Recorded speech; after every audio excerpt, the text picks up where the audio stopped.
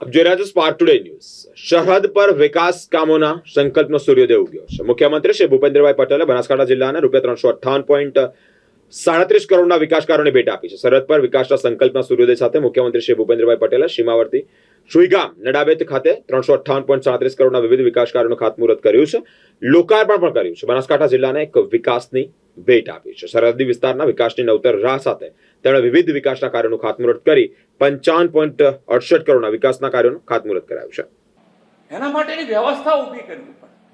ધંધા રોજગાર માટેની વ્યવસ્થા શરૂઆતથી એમણે હર હંમેશ માટે આખું ગુજરાત વિચાર્યું। એકમાત્ર અમદાવાદ શહેર કે બરોડા શહેર કે સુરતનો વિચાર કરીને ક્યારેય કામ નથી કર્યું। એમણે ગુજરાતનો વિચાર કર્યો હંમેશા। અને એટલે આજે તમે જુઓ તો દરેકે દરેક જણ આરામથી આજે લાઇટ 24 કલાક લાઇટની વ્યવસ્થા ક્યાં હતી પહેલા?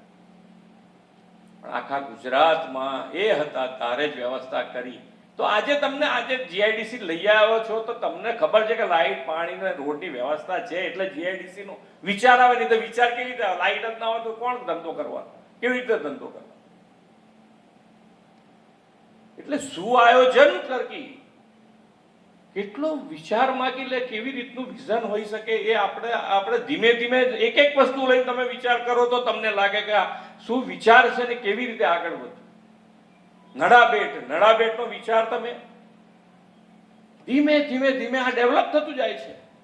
આજે અમદાવાદથી આપણે વ્યવસ્થા કરીએ છીએ શનિ રવિ માટે, અહીંયાથી બસમાં અહીંયા ઘડી આવે લોકો।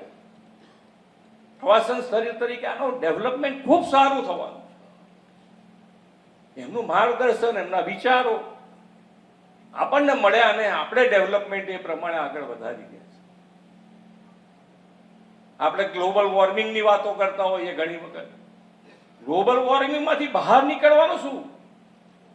કેવી રીતે નીકળી શકાય?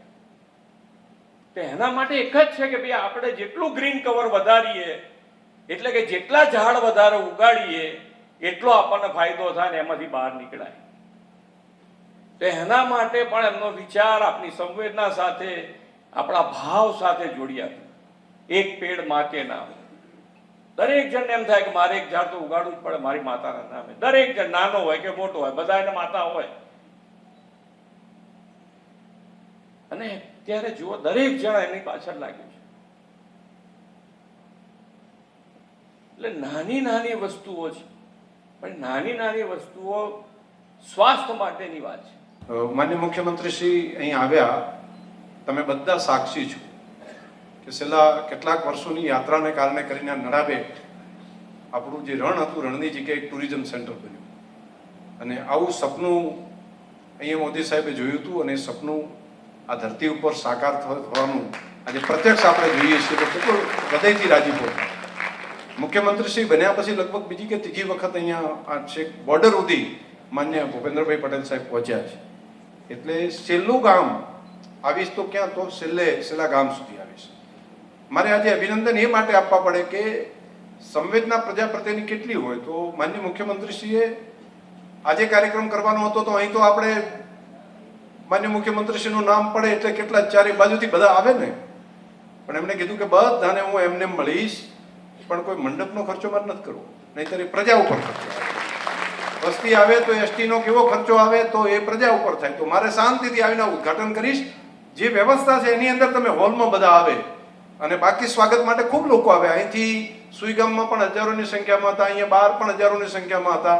પણ કીધું ભાઈ અત્યારે મારે સિમ્પલતાથી આવીને આ બધા એટલે 350 કરોડ કરતાં વધારાનું 358 કરોડ રૂપિયાના વિકાસની ભેટ આપવા માટે આવ્યા અને એમાંય મારે કોઈ ખર્ચો ન થાય એ ભાવ પ્રજા માટેનો ઊભો કરીને આવ્યા। એના માટે એક વખત માનનીય મુખ્યમંત્રીશ્રીને હૃદયથી અભિનંદન।